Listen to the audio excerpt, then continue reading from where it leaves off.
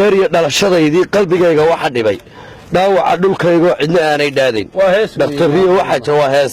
dhaktariyo waxa jira qaar dhaafay jaamacad misna uma dhigtaagaan dhibaatada dhulkooda Soomaaliya dhamaantiin dhalinyaro waayeel isa soo dhaweysto dhiga qoriga dhiga inaga dhiga qoriga dhiga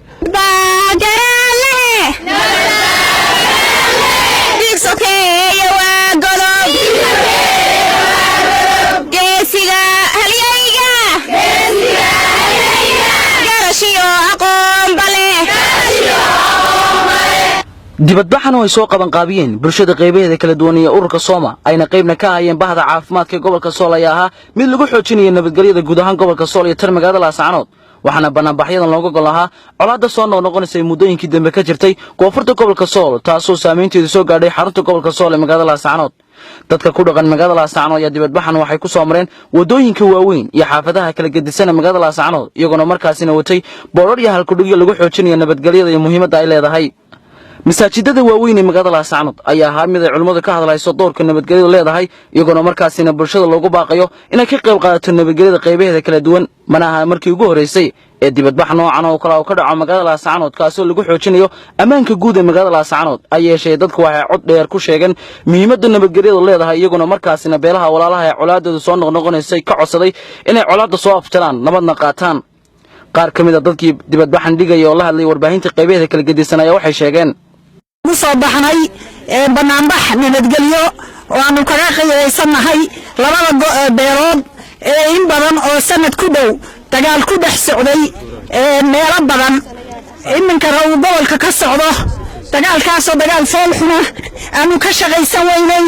aanu ka dulqaadan weynay ayni dhibtay waa midig iyo bidix waa walaalahayo nima kala xigaan waxaan leenahay walaalayaal nabadgelyo ku baaqa haddaad culimada tihiin haddaad waxgarata tihiin haddaad hooyooyinka tihiin walaalayaal nabada walba horay geesi u yiri wiil baa ku dhinta ee wiil kuma dhasho dabadeed waxaan u mahad celinayaa bahda saxaafadda oo maanta nabadayntan aad uga qayb qaadatay iyo ardayda sharafta leh ee u dagaalamaysa ee u hiilinaysa mar walba xaqa iyo in nabad la helo intaa kadib dagaal dadku way istiilaan mana aha markii ugu horeysay ee dagaal dhaco laakiin dagaalka falxumadaas aadka u faraha badan la dhigay ee inta soconayay ee aan ilmihii yaraa la dhaafin ee aan hooyadii la dhaafin ee falxumadii ugu dambeysay maraysa run ahaantii waxa looga murugoodo waxaanuna jecelnahay in la joojiyo dagaalka hal la joojiyaan leenahay waayo dagaal wiil baa ku taga dagaal tacab baa ku luma dagaal tiiraanyo iyo dib baa laga taransadaa nabadi way ka tagtaa ee carada rabbi kaaga timi tusaale maxaa ka weyn qof islaam oo ilaahay abuurtay oo hooyo dhashay oo korisay oo inta la soo leekeysiyay simbali cara yar oo ku haysa darteed markaad xabad inta saw nafta ka jarayso carada ilaahay kaaga iimaanaysa dhibtu inoo keentay abaaraan aragnay rabsho dhan baan aragnay billaahi calaykum waan idin baryaynaa naga joojiya darashiyo aqoon bale waa ka galooda galabte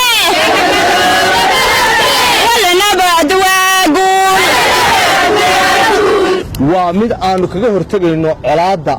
oo aanu ku doonayno nabadda weeye waa mid aanu ku doonayno deganaansho iyo xasilooni waa mid aanu ku doonayno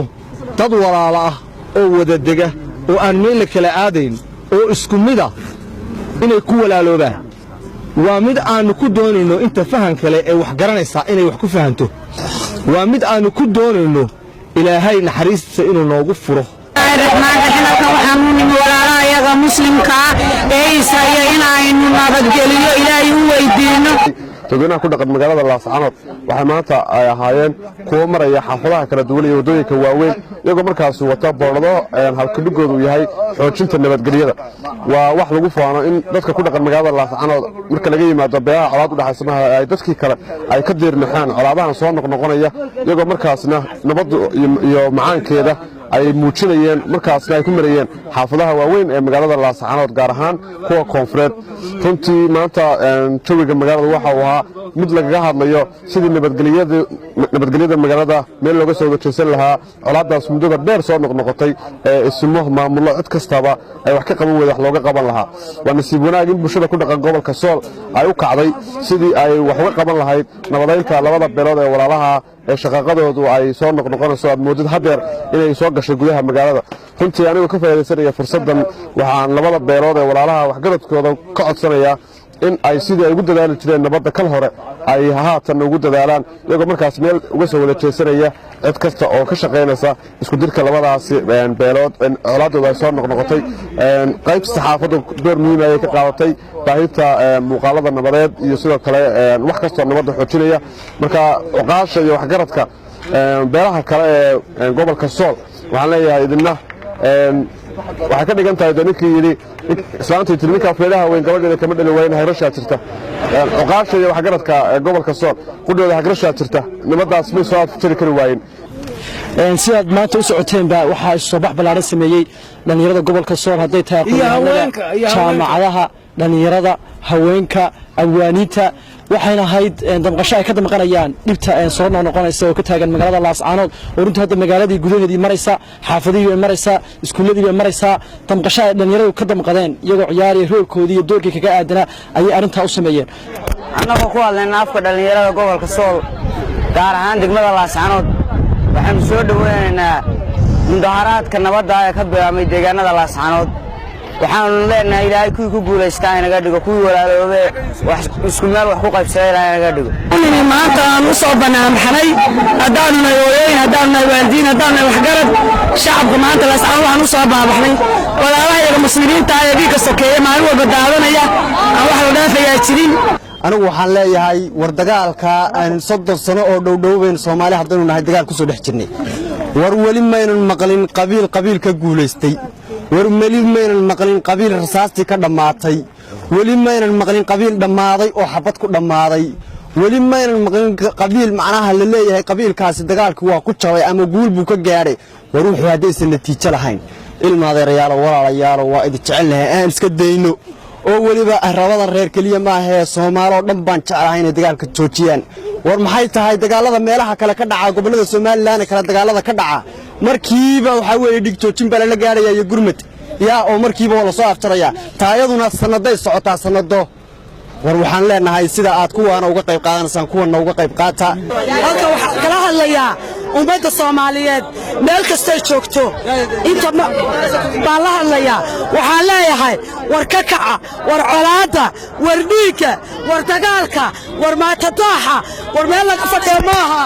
war taas caana ka dhacday aradu bahayta waligeed ma dhicin war maxaad u daawanaysaan waxaan la hadlayaa wax garadkooda bahayta waxaan leeyahay war yaa ku maqan war yaad ku eegin dadkaaga dhimanaya dadkaaga baabaaya caruurtaada naagahaaga dadkaaga isbaata daaxaya war ka kaca war yaala war nabadda u kaca war baar samaya qayaadu waa tol war waa dad walaala war waa dad bahalkiya war yaad ku eeganaysaan ayaa waxaan ka barinay haddaan dad islaam nahay dadka ummadda Nabi Maxamed ilaahay isku fanaasiyay ee walaalaha ee deriska ee xididka ee xigaalka ee garabka isku in ilaahay xaq fahansiiyo ka dhibaatada arkayana in ilaahay ka madoobeeyo waana ku xumay tolka istiraya urmina shirshaqayn urmina dhulbaantayn maxamed galaali cabdi galaalayn war waan ku xumay wax jira dhulbaantii kale war aqli yeesha war sabab halka waxaan isku nimiin labada beelood ee walaalaheena ee magaalada gobolka isku haya koonfureed inda way baqalaasi iyo dhibaatadu ay ka socotay hooyay habaryaraanahay beeran hooyay habaryaraanahay beeran labada gees mid bagaran ku hay beeran labada gees mid bagaran ku hay abwaan jaamac kaliya cilmi oo kamid ah abwaanada waaweyn ee Soomaaliyeed oo dibadbaxan qayb ka ahaa ayaa dhankiisa nabadda iyo muhiimadda ay leedahay ku cabiray suugaan uu markaasi abuuray ilaahay amarkii waxaanu rabnaa oo aanu ku baaqaynaa oo aanu isugu soo baxnay oo maanta oo dhan u maraynay ilaa durdurkii ilaa waqdani ilaa meeshii masallaha ahayd aanu u hortaaganahay oo aanu u soo maray ilaa kantaroolkii xagga burcod looga bixi jiray ilaa kantaroolkii kale looga bixi jiray Garowe ilaa durdurkii ilaa magaalada gudaheedii oo meelo badan aanu istaagtaagaynay intaa gabayo iyo wacdi baanu wadnay wixii ilaahay ku anfacayo ilaahu ku anfac baanu waxaad ku anfici weydana ilaahu adaa yaqaana ilaahu nabad iyo khayr ilaahu nabad iyo caanaanu kaa rabnaa ilaahu colaad iyo abaar baanu kaa magan gal ilaahu colaad iyo abaar baanu diidaynaa ilaahu colaad iyo abaar wixii nala doonaya nala raba noo soo hadee ilaahu wixii noo soo haday ismi waaya naga kaxayso baan ku lahaa ilaa wallaahi maan arkinaayo eelkaad sheeganaysayo in adeerka rumaad iyo aabbaha iyo hooyiyo ubadkaagu hadlayninoo addoontiisu cuslaysay ilaahay kaa celin maayoe ashaata walaalo allayinka cabsooda oo ummad yaysa saamaxaan